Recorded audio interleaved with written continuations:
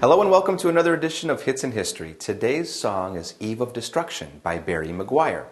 Let's go back to September of 1965 when this song reached the #1 position on the charts in the USA. It was there for 1 week. But first, what else was going on around the world?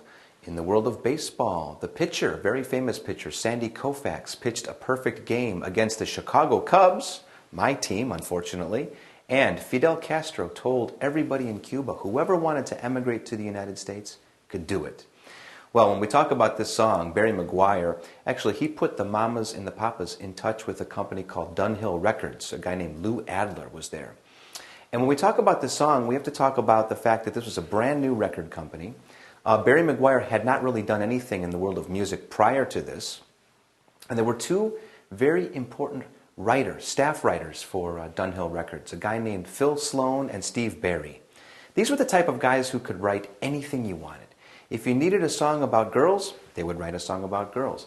If you needed a song about hot rods or surfing, they could do it.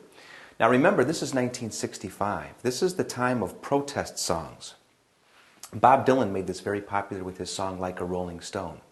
So one of these staff writers wrote the song, Eve of Destruction, and gave it to Barry McGuire. All right, so far so good. The song was a B-side for the moment. It was a very rough version. And they gave it to one of the vice presidents at Dunhill Records. And he began to listen to the song and he loved it. One day he goes over to a radio station in Los Angeles and he gives it to one of these DJs and he puts it on the air. Well, Lou Adler, the president of Dunhill Records, is actually listening to the song while he's driving in his car and he can't believe it. You see, remember, this was a B-side. This was a song that was going to be redone, and yet here it is on the radio.